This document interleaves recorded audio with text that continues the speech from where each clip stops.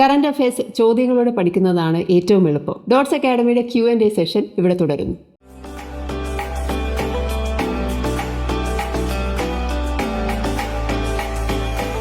നമുക്ക് ഈ സെഷനിലെ ആദ്യത്തെ ചോദ്യം നോക്കാം. Name the Jupiter mission of European Space agency launched recently. So European space ഏജൻസിയുടെ ആണ് ഈ ഒരു ജൂപ്പിറ്റർ മിഷൻ റീസെൻ്റ്ലി ലോഞ്ച് ചെയ്തതാണ്. എന്താണ് അതിൻ്റെ പേരെന്നാണ് ചോദിച്ചിരിക്കുന്നത്. എന്താണ് അതിൻ്റെ പേര്? പേര് വളരെ രസമുള്ള പേരാണ്, ജ്യൂസ് അല്ലേ. ജ്യൂസ് എന്ന് പറഞ്ഞു കഴിഞ്ഞാൽ എന്താണ്? ജൂപ്പിറ്റർ ഐസി മൂൺസ് എക്സ്പ്ലോറർ ആണ് ജ്യൂസ് എന്ന് പറയുന്നത്. So it will make detailed observation of the giant gas planet and its 3 large ocean bearing moons. So ജൂപ്പിറ്ററിൻ്റെ ഓഷ്യൻ ബെയറിംഗ് മൂൺസ് ഏതൊക്കെയാണ്? Ganymede, Callisto and Europa. So ഇതിൻ്റെയൊക്കെ detailed observation നടത്താൻ പോവുകയാണ് ആരാ? JUICE. Okay, JUICE launched by European Space Agency, മറക്കണ്ട. And it has a suite of remote sensing, geophysical and in situ instruments. So എന്തൊക്കെയോ പരിപാടിയായിട്ടാണ് JUICE എവിടത്തേക്ക് പോകുന്നത്? ജൂപ്പിറ്ററിലേക്ക് പോകുന്നത്. യൂറോപ്യൻ സ്പേസ് ഏജൻസിയുടെയാണ് ജൂപ്പിറ്റർ ജ്യൂസ് മിഷൻ എന്നുള്ളതും കൂടി ഓർത്തു വയ്ക്കുക. ഓക്കെ, ഇനി രണ്ടാമത്തെ ചോദ്യം നമുക്ക് നോക്കിയാൽ. Which is the principle that allows the state to withdraw a material from the public record if it injures public interest? So public ഇൻട്രസ്റ്റിന് എന്തെങ്കിലും തരത്തിലുള്ള ഡാമേജോ ഇഞ്ചുറിയോ സംഭവിക്കുവാണെങ്കിൽ, ഇഞ്ചുറി സംഭവിക്കാൻ സാധ്യതയുണ്ടെന്ന് പറഞ്ഞിട്ട് സ്റ്റേറ്റിന് വേണമെങ്കിൽ പബ്ലിക് റെക്കോർഡിലുള്ള ഒരു മെറ്റീരിയൽ വിഡ്രോ ചെയ്യാം എന്നുള്ളതാണ് പറയുന്നത്. അതിൻ്റെ ആ പ്രിൻസിപ്പളിൻ്റെ പേര് എന്താണെന്നാണ് ചോദ്യം. എന്താണ് പ്രിൻസിപ്പളിൻ്റെ പേര്? Public interest immunity. Public interest immunity എന്നാണ് പ്രിൻസിപ്പളിൻ്റെ പേര്. So it is a legal doctrine that allows the state to withhold sensitive information from being disclosed in court proceedings to protect national security or public interest. So public ഇൻട്രസ്റ്റിനോ national സെക്യൂരിറ്റിക്കോ ഏതെങ്കിലും രീതിയിൽ ഒരു damage സംഭവിക്കുന്നുണ്ട് എന്ന് തോന്നുവാണെങ്കിൽ സ്റ്റേറ്റിന് വേണമെങ്കിൽ സെൻസിറ്റീവായിട്ടുള്ള information പുറത്തു വിടാതിരിക്കാം. ആ ഒരു പ്രിൻസിപ്പിളിനെ, ആ ഒരു ലീഗൽ ഡോക്ട്രിനെ നമ്മൾ എന്താ പറയുന്നത്? പബ്ലിക് ഇൻട്രസ്റ്റ് ഇമ്മ്യൂണിറ്റി എന്ന് പറയുന്നത്. The procedure for making A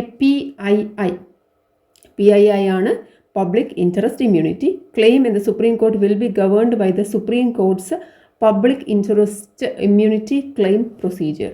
so ഈ ഒരു പ്രൊസീജിയർ നടത്താൻ വേണ്ടിയിട്ട് സുപ്രീം കോർട്ടിൽ ഈ ഒരു പ്രൊസീജിയർ നടത്താൻ വേണ്ടിയിട്ട് അതിനൊരു പ്രൊസീജിയർ ഉണ്ട്. ആ പ്രൊസീജിയറിൻ്റെ പേരാണ് supreme Court's public interest immunity claim procedure.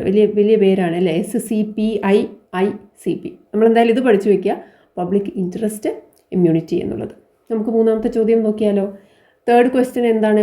India's first 3D printed post office is set up in. എവിടെയാണ് 3D printed post office set up ചെയ്തിരിക്കുന്നത്? ബംഗളൂരുവിലാണ്. Inaugurated at Cambridge Layout in East Bengaluru. So Cambridge Layout എന്ന് പറയുന്ന സ്ഥലത്ത് East ബംഗളൂരിലാണ് ഇങ്ങനെ ഒരു 3D printed post office വന്നിരിക്കുന്നത്.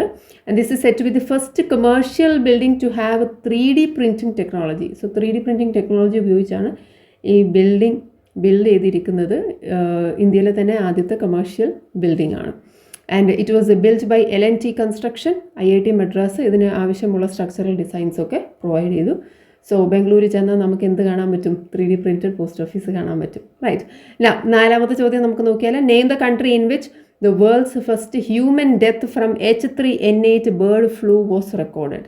സോ H3N8 ബേർഡ് ഫ്ലൂ കാരണം ഒരു ഹ്യൂമൻ ഡെത്ത് ഉണ്ടായിട്ടുണ്ട് വേൾഡിലെ ഏതോ ഒരു രാജ്യത്ത്. ഏത് രാജ്യമായിരിക്കും എന്ന് ഊഹിച്ച? ഏതാണത്? ചൈന അല്ലേ, ചൈനയാണ്. WHO reported the first human death from the H3N8 subtype of avian influenza in China.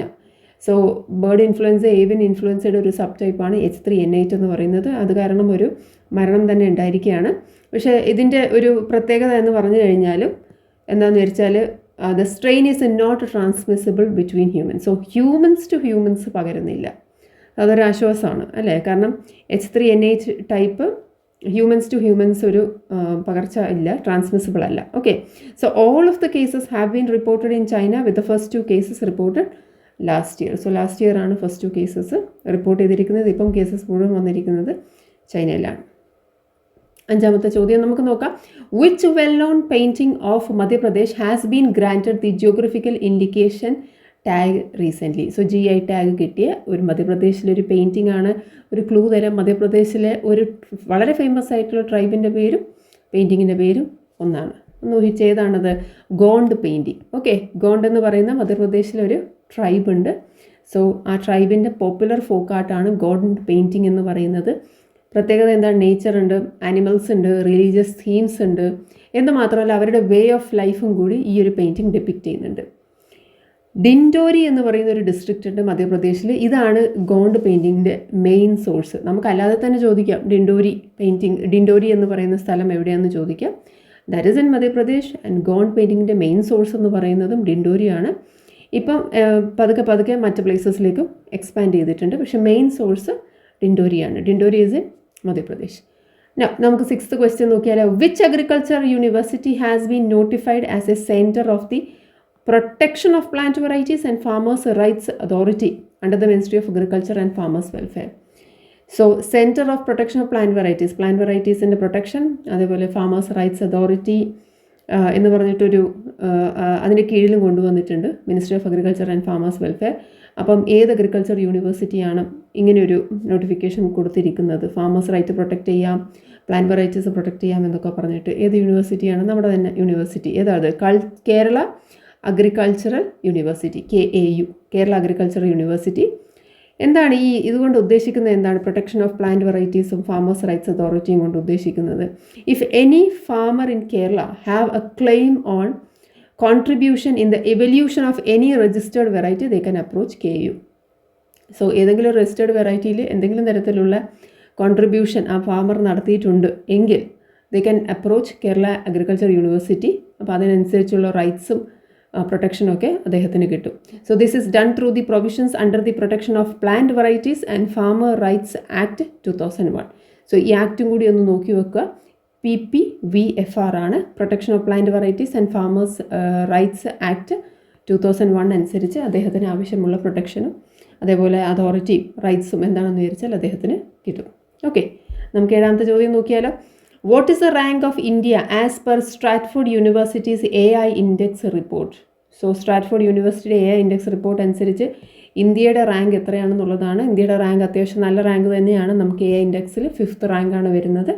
India so the 5th highest investment last year in startups offering artificial intelligence. So last year ഒരുപാട് startups വന്നിട്ടുണ്ട്. And these startups are offering what? Artificial intelligence based products and services. So അങ്ങനെയാണ് Stanford യൂണിവേഴ്സിറ്റിയുടെ annual AI index report 2023 പറയുന്നത്. 8ാമത്തെ ചോദ്യം നോക്കിയാൽ. As per the freedom in the world 2023 report which is the world's least free country? ഏതായിരിക്കും വേൾഡിലെ least free country? 2023 report അനുസരിച്ച് വേൾഡിലെ ലീസ്റ്റ് ഫ്രീ കൺട്രി എന്ന് പറയുന്നത് ടിബറ്റാണ്. Okay, it is published by ഈ world freedom in the world report എന്നുള്ളത് ഈ റിപ്പോർട്ട് പബ്ലിഷ് ചെയ്യുന്നത് international watchdog freedom house ആണ് കേട്ടോ. International watchdog freedom house ആണ്. It stated that the residents of Tibet were deprived of basic rights. So ടിബറ്റിലുള്ളവർക്ക് basic rights പോലും ഇല്ല. Both Chinese and Tibetan and രണ്ട് കൂട്ടർക്കും, Chinese ആയാലും Tibetans ആയാലും രണ്ടുപേർക്കും എന്താണ് ബേസിക് റൈറ്റ്സ് ഇല്ല. And the Chinese government is ruthless means what? Very cruel in suppressing any signs of dissent among Tibetans. So എന്തെങ്കിലും തരത്തിലുള്ള ഡിസഗ്രിമെൻറ്റോ എന്തെങ്കിലും ഉണ്ടെങ്കിൽ അതെല്ലാം തന്നെ ചൈനീസ് ഗവൺമെൻറ് വളരെ റുത്ത്ലെസ് ആയിട്ട് അത് സപ്രസ് ചെയ്യുന്നുണ്ട് എന്നാണ് ഇവരുടെ റിപ്പോർട്ടിൽ പറയുന്നത്. സോ അത് കാരണം തന്നെയാണ് വേൾഡിലെ ലീസ്റ്റ് ഫ്രീ കൺട്രി ആയിട്ട് എന്തിനെ പറയുന്നത്? ടിബറ്റിനെ പറയുന്നത്. Now coming to the 9th question, name India's first semi-high speed regional rail service. So semi high സ്പീഡാണ്, റീജിയണലാണ്, റെയിൽ സർവീസാണ്. ഇത്രയും കാര്യങ്ങൾ നമ്മൾ നോക്കി വയ്ക്കുക. പിന്നെ ഇന്ത്യയുടെ ആദ്യത്തേതാണ്. അപ്പോൾ ഇങ്ങനെയുള്ള ഒരു semi high speed regional rail സർവീസിൻ്റെ പേരെന്താണ്? റാപ്പിഡെക്സ് ആണ്. ഓക്കെ, ഇത് റീജിയണൽ എന്ന് പറയാൻ കാരണം എന്താണ്? ചില റീജിയൻസിൽ മാത്രമേ ഇതുള്ളൂ. അതേത് റീജിയനാണെന്നുള്ളത് നമുക്ക് ഡീറ്റെയിൽസിൽ നോക്കാം. So it has been named RapidX. So RapidX എന്ന് പറഞ്ഞു കഴിഞ്ഞാൽ അത്ര റാപ്പിഡൊന്നുമല്ല, കുറച്ച് സെമിയാണ് അല്ലേ? By the national capital region transport corporation. So national capital region, അതായത് Delhi in and around Delhi, ആ റീജിയനിലാണ് വരുന്നത്. So by the national capital region transport corporation NCRTC ആണ് റാപ്പിഡെക്സ് എന്ന് പേര് കൊടുത്തിരിക്കുന്നത്. And RapidX trains will run on the regional rapid train system corridors connecting key urban nodes across the national capital region. So national capital region ആണ് എന്ന് വെച്ച് ഡൽഹി മാത്രമല്ല. കാരണം NCRTC എന്ന് പറയുന്നത് joint venture of the union government ഉണ്ട്. ഡൽഹി ഉണ്ട്, ഹരിയാന ഉണ്ട്, രാജസ്ഥാൻ ആൻഡ് UP. ഈ പ്രദേശങ്ങളിലൊക്കെയാണ് NCRTC ജോയിൻറ്റ് വെഞ്ചറായിട്ട് വരുന്നത്. ഇത്രയും സ്റ്റേറ്റ്സിൻ്റെ ജോയിൻറ്റ് വെഞ്ചറാണ് NCRTC. ഓക്കെ, സോ ആ റാപ്പിഡ് എക്സ് ഓർത്ത് വയ്ക്കുക, semi high speed regional rail service ആണ്. And coming to the last question, India's first ever real estate investment trust REITs and infrastructure investment trust that is InvITs index is launched by. 2 trust കൊണ്ടുവന്നിട്ടുണ്ട്. ഒന്ന് real എസ്റ്റേറ്റിൻ്റെ investment ട്രസ്റ്റും രണ്ടാമത്തത് ഇൻഫ്രാസ്ട്രക്ചറിലെ investment ട്രസ്റ്റുമാണ്. ഇങ്ങനെ ഈ 2 index launch ചെയ്തത് ആരാന്നാണ് ചോദ്യം. ഇത് launch ചെയ്തിരിക്കുന്നത് NSE ആണ്. NSE എന്ന് പറഞ്ഞാൽ എന്താണ്? നാഷണൽ സ്റ്റോക്ക് എക്സ്ചേഞ്ച് ആണ്. Okay, so REITs they are investment trust like mutual fund. Investment trust എന്താണെന്ന് ചോദിച്ചു കഴിഞ്ഞാൽ എന്താണ്? അതൊരു മ്യൂച്വൽ ഫണ്ട് പോലെയുള്ളൊരു ട്രസ്റ്റാണ്. That own and manage real estate properties generating regular income and capital appreciation. So real estate പ്രോപ്പർട്ടീസിൻ്റെ ഒരു ഇൻവെസ്റ്റ്മെൻറ്റ് ട്രസ്റ്റാണ് REITs എന്ന് പറയുന്നത്. InvITs എന്ന് പറയുന്നത് സിമിലർ ടു REITs തന്നെയാണ്, except that they use the pooled money to own and run functional infrastructure assets like highways, roads, pipelines, warehouse and power plants. So ഒന്ന് real estate ആണെങ്കിൽ ഒന്ന് ഇൻഫ്രാസ്ട്രക്ചറിലാണ് investment. Mutual fund പോലെയാണിത് പ്രവർത്തിക്കുന്നത്. അതാണ് REITs and InvITs. ഒരൊറ്റ preparation കൊണ്ട് ഒന്നിലധികം എക്സാമുകൾക്ക് തയ്യാറെടുക്കണം. വരൂ, ഡോട്ട്സ് അക്കാഡമിയുടെ ഭാഗമാകും. SSC PSC combo, SSC bank combo, exclusive SSC, exclusive bank എന്നീ കോച്ചിങ്ങുകൾക്ക് തിരുവനന്തപുരത്തും കൊല്ലത്തും ബാച്ചുകൾ. നിങ്ങളുടെ വീടിന്റെയും ജോലി സ്ഥലത്തിന്റെയും സൗകര്യത്തിൽ നിന്ന് പഠിക്കാൻ ഓൺലൈൻ ബാച്ചുകൾ. അപ്പൊ ഇനി എന്തിനു കാത്തിരിക്കണം? വരൂ ഡോട്ട്സ് അക്കാഡമിയിലേക്ക്. For more details contact